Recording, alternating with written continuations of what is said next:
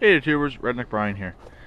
I've decided I'm going to actually take the 5,000 watt Onan and stick it in the shop. It's 5,000 watts, 5 kilowatts. I believe that's how it works out. So I'm going to take it and I'm going to pull it with the Honda most likely and put it in the shop. Reasons being, this is soon will be a muddy mess right here, probably about the next 2 or 3 weeks. You won't even be able to walk in this entire area right here. The Troy belt will be backed in. The Honda will be put back where it currently is, or it will go over a parking spot. And the racer might come in as well, and I'll put the Troy on the patio. So if we do get more snow is in the forecast still, but I want to get this done and get this in the shop because there's a little bit of electrical work I want to do on it. I want to clean up some of the electrical on it and put a few more junction boxes in, just so the wires aren't running underneath the through where the air inlet is for the flywheel. So that is my idea, and stay tuned. Okay, tubers, as you can see, that corner is cleaned out. All that's left in there is a vintage CCM bicycle and the mower deck for the Troy Chev. So, where else is the generator? Yep, it's on the back of the Honda. And I'm just getting ready to attempt to back it into the shop. I cleared the spot for it. I did catch the muffler, so I gotta kick that forward. There we go. That's why the muffler is not like bolted right in tight. I would like to change out that muffler as well.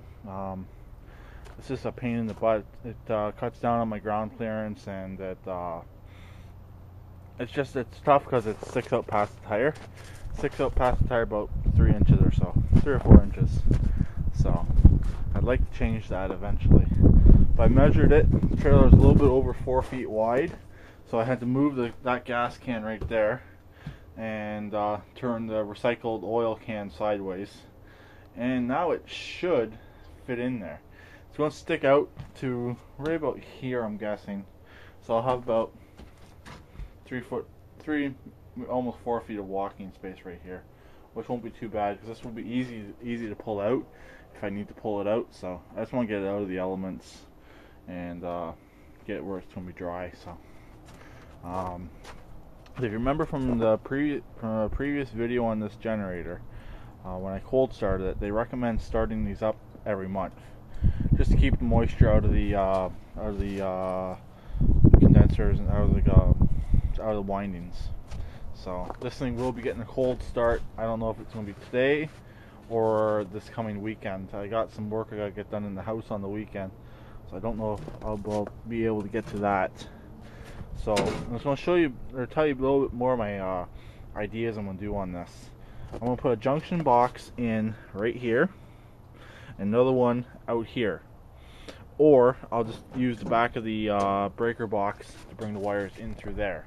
Either or I'll just move the breaker box over to the right a little bit, and basically the 2 junction boxes will be back to back, and then like the whole insides can be open, and basically allow the electrical connections to come from inside the trailer outside the trailer instead of having them go underneath like that.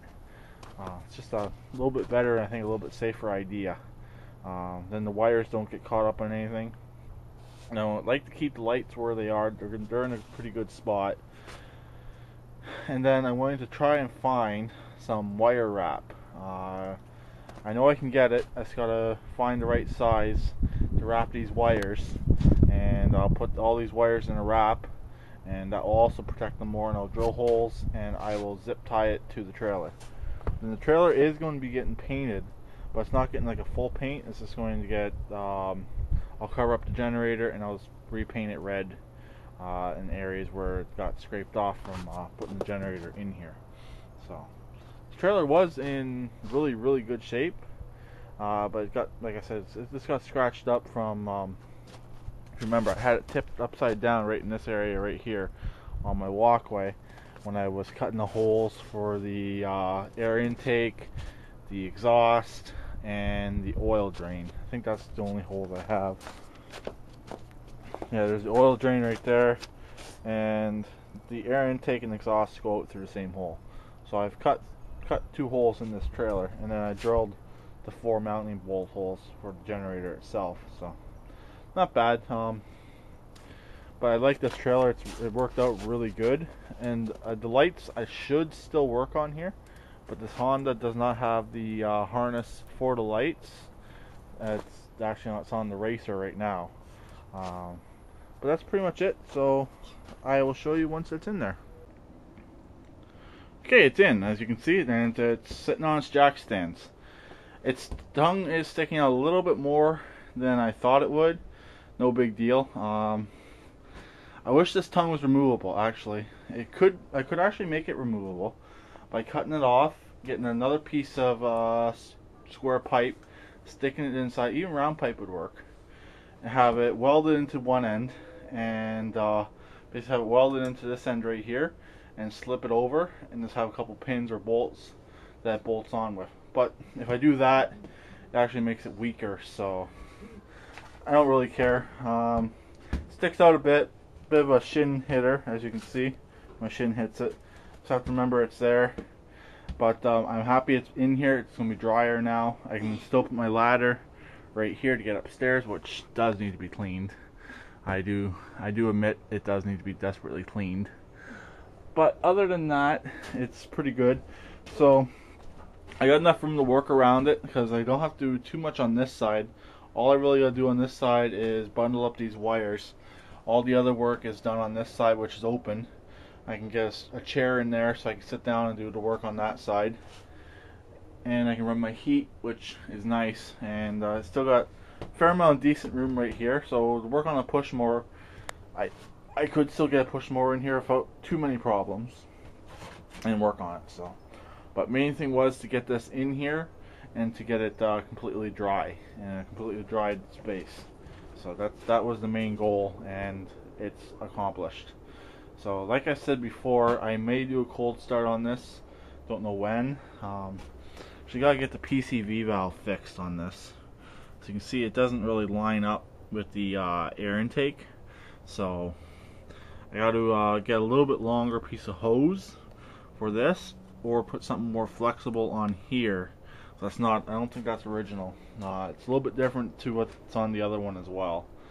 And the other one, I can still start it up as well. Just reach in, turn on the battery, and crank it.